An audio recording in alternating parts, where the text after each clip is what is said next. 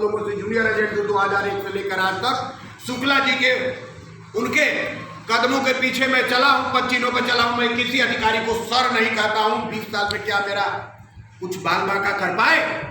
नहीं कर पाए। मैं कल भी पाथाखेड़ा में ये बात कहा था, आज भी आपके बीच में कह रहा हूं। मेरा जब जेडम का इंटरव्यू हुआ था तो उस समय चौधरी जी जेडम थे, इंटरव्यू हुआ, बोले यादव जी आगे कितनी पॉलिसी करेंगे आप? मैंने बोला कि हमें फेल कर दो। बोला मतलब? मैंने बोला मेरे 4 साल के वो काम करने पे तुम इंटरव्यू ले रहे हो, अगले साल करूंगा उस पर यदि इंटरव्यू ले रहे हो तो 4 साल का पहले पैसा दे दो, अगले साल जो अभी बताओ तुम कितना दोगे, अभी बताओ ना। तो बोले कैसे दूंगा, जब तुम करोगे तब ना, तब जब मैं करूंगा तब दे देना, पिछले साल पे तुम्हें पर इंटरव्यू ले रहा हो। उसने 1 महीना तक मेरा रिजल्ट ब्रांच में नहीं भेजा। वो चाहा कि यादव जी आके फिर कहेंगे कि भेज दो, मत भेजो। मैं और लेटर एक ठोक के आया कि मेरा रिजल्ट नहीं आना चाहिए।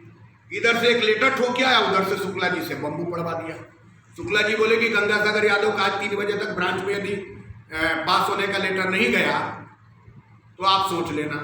2:30 बजे ही लेटर पहुंच गया। काम करने का तरीका बदलो, आप काम करने का तरीका बदलो। काम आपका होता है, तरीका बदल दो। दूसरी साथियों मित्रों, आपको एक छोटी बात से अवगत कराना चाहता हूं, वो बात में बहुत बड़ी हो जाएगी कि पूरे भारत के अंदर मध्य प्रदेश ही नहीं, पूरे भारत से बम्बे के अंदर सेंट्रल ऑफिस पे 5000 अभिकर्ताओं को लगातार 11 दिन धरना देने के लिए तैयारी चल रही है। इसलिए हमारे विनय शुक्ला ने फाइटिंग फंड की बात की। जब वहां 5000 अभिकर्ता रहेंगे तो आप पहले से फाइटिंग फंड की व्यवस्था नहीं करेंगे तो आप 5000 अभिकर्ता 11 दिन धरना कैसे देंगे?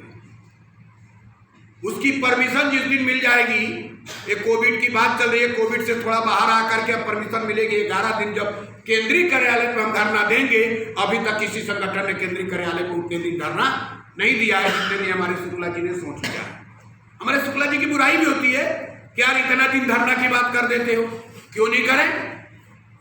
लड़ाई आर और पार की होनी चाहिए, लड़ाई आर पार की होना चाहिए। आप लोग केवल लड़ाई की बात करते हैं। शुक्ला जी यदि मजबूत नहीं होते, आप लोग सभी मजबूत नहीं किए होते, तो अब तक शुक्ला जी की एजेंसी खत्म हो जाती। इतना दबाव आता है, इतना सेंटर से लेटर आता है, इतना विरोध का लेटर आता है। जितना लेटर आता है उसका जवाब 15 दिन बाद देते हैं, पहले तो देते ही नहीं।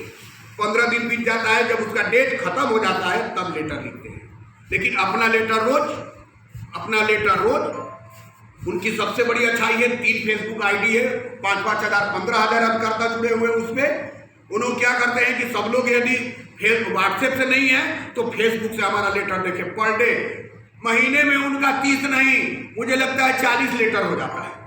एक दिन में कभी कभी 4-4 लेटर सेंड करते हैं।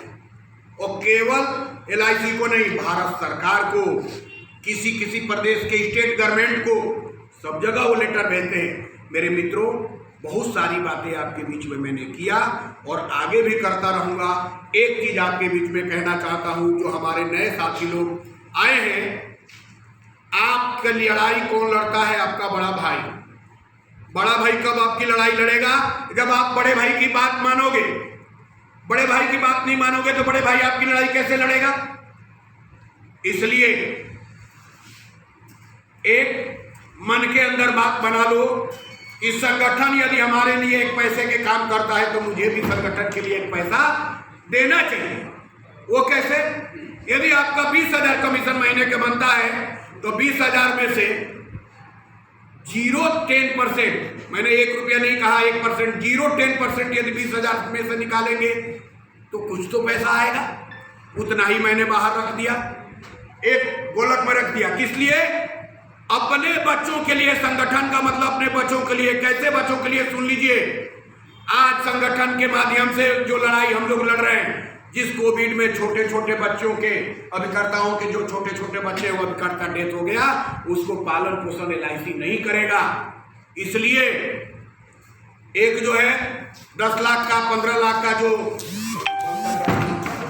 रमेश चंद बल के नाम से 750 रुपये में जो बीमा किया जा रहा है संगठन के माध्यम से, उसके लिए भी आप लोग ऑनलाइन है, उसमें पैसा जमा करके केंद्रीय जो है कोषाध्यक्ष है उनके माध्यम से आप अपने उसमें अपना 10 लाख 15 लाख का अलग से भी बीमा करवा लें, क्योंकि LIC जो हमारा ग्रुप इंश्योरेंस करती है उससे हट करके है। संगठन ने ये सोचा, शुक्ला जी ने कभी नहीं सोचा कि हम GBT चलाएंगे तो हमारा फलाना चलाएंगे।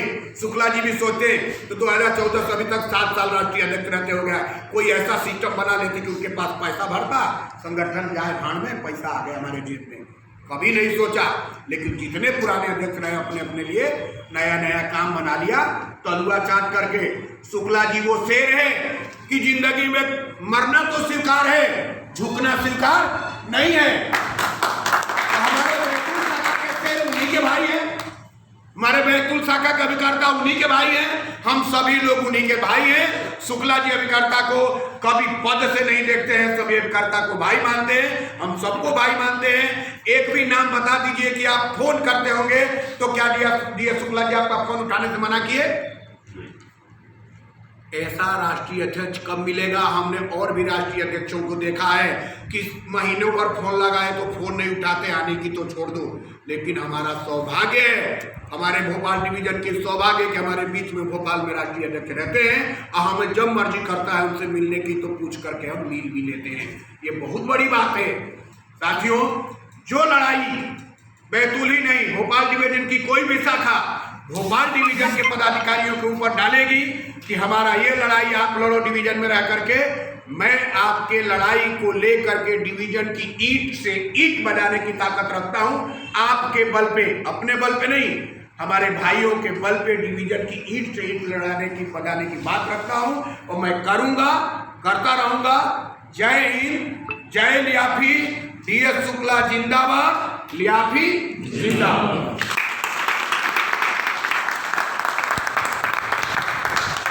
धन्यवाद यादव जी, आपने इस मीटिंग के माध्यम से एकता